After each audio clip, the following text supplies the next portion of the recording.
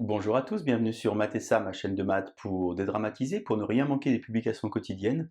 Je vous invite à vous abonner à Mathessa, c'est rapide, facile et gratuit. Je vous rappelle également que depuis la rentrée 2023, vous avez sur www.mathessa.fr tous les documents support pour une année scolaire sereine et réussie. Je vous propose aujourd'hui en moins de 10 minutes un petit résumé de cours de tout le chapitre. Je vous laisse regarder ça et on se retrouve évidemment juste après pour le débrief. Allez, c'est parti! Les fonctions trigonométriques ont déjà été étudiées en classe de première spécialité. On va en terminale compléter nos connaissances avec des notions bien plus compliquées.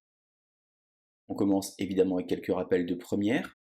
D'abord, qu'est-ce que c'est que le cosinus et le sinus d'un nombre réel? Vous avez ici le cercle trigonométrique, un cercle de centre O de rayon 1 avec un sens de parcours, sens qui est qualifié de anti-horaire pour le sens positif. Et donc si vous avez un point M sur le cercle trigonométrique, eh bien, l'abscisse de ce point a pour valeur cosinus de x et l'ordonnée de ce point a pour valeur sinus de x. On peut également représenter cela avec un alpha ou un x si alpha ou x représente l'angle géométrique IOM. Vous savez certainement, en tout cas j'espère qu'au collège le cosinus est compris entre 0 et 1. Eh bien au lycée, le cosinus est compris entre moins 1 et 1, car on ne prend plus le cosinus d'un angle aigu, mais d'un angle compris entre 0 et 180 degrés. On a évidemment la même notion pour le sinus.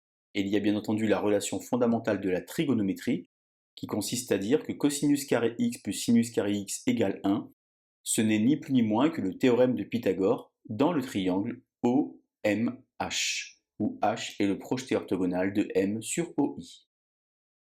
Les angles associés sont une notion extrêmement importante, alors ça mérite une vidéo complète, vous trouverez ça sur Mathessa. Ça permet évidemment de, par exemple, transformer un cosinus en sinus, ce qu'on appelle habituellement croiser les lignes trigonométriques. Les valeurs exactes sont à connaître par cœur pour un élève de terminale spécialité. Vous avez un petit moyen mémotechnique, il suffit de savoir compter de 0 jusqu'à 4, 0, 1, 2, 3, 4. On prend la racine carrée, on divise par 2. Vous trouverez également cela sur la vidéo dans la playlist. Les formules d'addition sont enseignées en classe de maths experte, cependant elles sont utiles tout au long du lycée. Le cosinus de a plus b c'est cos A cos b moins sin A sin b. Vous pouvez évidemment retrouver ces formules à l'aide de moyens mémotechniques. On a également les formules de duplication et de linéarisation. Par exemple, le cosinus de 2a c'est cos carré A moins sin carré A. Et encore plus importante, sinus de 2a c'est 2 cos A sinus A. Et enfin, si on inverse l'égalité, cosinus carré A c'est 1 plus cos de 2a sur 2.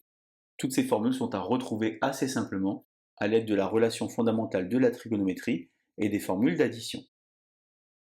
Enfin, dernière notion fondamentale également, celle de mesure principale. La mesure principale est le plus court chemin pour aller de l'origine jusqu'à la position sur le cercle. Cette mesure appartient à moins pi. Vous remarquez que moins pi est ouvert et que pi est fermé, car pour se rendre de 0 jusqu'à pi, eh bien on va choisir le chemin positif, c'est-à-dire le chemin par le haut. Je vous ai inséré ici un petit code Python qui permet de trouver la mesure principale lorsque vous rentrez une valeur d'angle. Alors résoudre en classe de terminale spécialité, on commence évidemment par résoudre des équations trigonométriques. La première d'entre elles, c'est lorsque vous devez résoudre cos x égale cos A. Vous avez ici une petite représentation de la situation. Lorsque cos x égale cos A, eh bien c'est équivalent à dire que soit x est égal à a plus 2 pi, soit x est égal à moins a plus 2 k'pi. Vous avez également la même chose avec sin x égale sin a. Cette fois-ci, attention, c'est x égale a plus 2 k'pi ou bien x égale pi moins a plus 2 k'pi, k et k' appartenant évidemment à z. Vous pouvez aussi avoir par exemple sinus x égale cos a, et en utilisant les angles associés, vous pouvez croiser la ligne trigo et vous ramener à sin x égale sin a par exemple. On peut également apprendre à résoudre des inéquations, je vous ai mis ici un petit exemple. Moi je vous conseille vraiment de construire à chaque fois une représentation de la situation, de placer vos points et de hachurer ce qui convient ou bien ce qui ne convient pas. Attention cependant lorsque vous devez résoudre une équation ou une inéquation, car le domaine de résolution est fondamental et vous n'obtiendrez pas les mêmes solutions si vous devez résoudre sur R, sur moins pi, en d'autres termes déterminer des mesures principales, ou bien sur 0, 2 pi. Vous pouvez également être amené à procéder à un changement de variable si vous avez une équation qui ressemble à celle-ci par exemple, équation qui fait extrêmement peur. Vous trouverez alors deux racines et devrez résoudre deux équations de la forme cos x égale cos a, par exemple.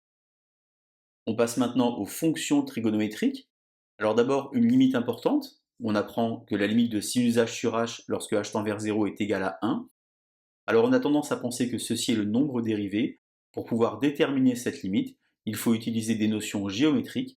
Je vous invite à aller voir la vidéo sur la playlist de Mathessa.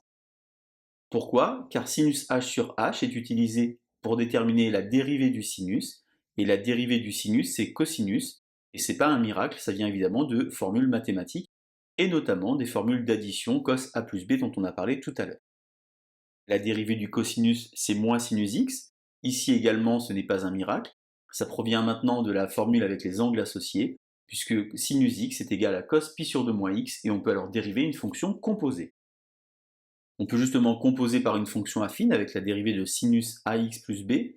La fonction qui a x associe sinus ax plus b a pour dérivée la fonction qui a x associe a cosinus de ax plus b. Et lorsque vous allez dériver le cosinus, il y a un petit moins qui va apparaître comme on l'a vu précédemment. Enfin, il est possible dans ce chapitre de travailler sur les dérivées énièmes, auquel cas on va mêler à la fois le raisonnement par récurrence et les fonctions trigonométriques. Une formule extrêmement importante qu'il faut connaître, c'est que la dérivée énième du cosinus x est égale à cos de x plus n pi sur 2. Vous avez les vidéos sur Mathessa, c'est un des best-sellers avec des vidéos qui marchent le mieux sur la chaîne. Enfin, dernier point, comment est-ce qu'on fait pour étudier une fonction trigonométrique? Et bien tout d'abord, on doit déterminer la périodicité, c'est-à-dire la valeur de t, le plus petit nombre t, tel que f de x plus t égale f de x. Ensuite, on doit déterminer si la fonction est paire ou impaire. Attention, il ne faut pas oublier de vérifier que le domaine est symétrique par rapport à l'origine du repère, et vérifier la valeur de f de moins x. Si vous avez déterminé la périodicité et la parité, vous allez pouvoir restreindre le domaine d'étude et l'étudier alors sur une demi-période par exemple. Je donne ici les tableaux de variation des deux fonctions du chapitre, la fonction cosinus à gauche et la fonction sinus à droite, étudiées ici sur 0π, demi-période pour la première, et sur 0π, demi-période pour la deuxième également. N'oubliez pas de noter les valeurs exactes. Comment faire alors pour construire une représentation graphique? Eh bien, vous observez qu'il y a des couleurs. Donc d'abord, sur 0π, on a un motif. Ici, il s'agit de la représentation graphique du sinus. Puisque le sinus est impair, on peut donc copier le motif rouge qui devient motif bleu grâce à l'imparité de la fonction sinus. Et une fois qu'on a construit bleu et rouge, eh bien, on reporte par périodicité sur le domaine. Vous avez ici un exemple avec la fonction sinus. Vous pourriez évidemment faire de la même manière avec la fonction cosinus. Enfin, tout au bout du chapitre et donc tout au bout du programme, il y a l'étude de la fonction tangente. La fonction tangente a une particularité, elle admet deux expressions pour sa dérivée, 1 sur cos carré x, qui indique donc que la dérivée est toujours positive, et donc que la fonction tangente est croissante. Attention, croissante, ça ne veut rien dire, croissante sur quelque chose, croissante sur moins pi sur 2, pi sur 2. Ou bien la dérivée de tangente, c'est également 1 plus tangente carré x. Pour finir, comme d'habitude, l'ensemble de toutes les notions abordées sur ce chapitre. Voilà donc tout ce qu'on pouvait dire sur ce chapitre, un résumé de cours en moins de 10 minutes. Vous êtes maintenant prêt à aller naviguer sur la playlist de Mathessa, dont voici le lien, afin d'être performant pour vos futures évaluations. N'oubliez pas qu'en mathématiques, il faut pratiquer. Je vous invite donc à vous entraîner, je vous invite évidemment à partager la chaîne avec vos amis, et je vous dis à bientôt sur Mathessa. Bonne journée!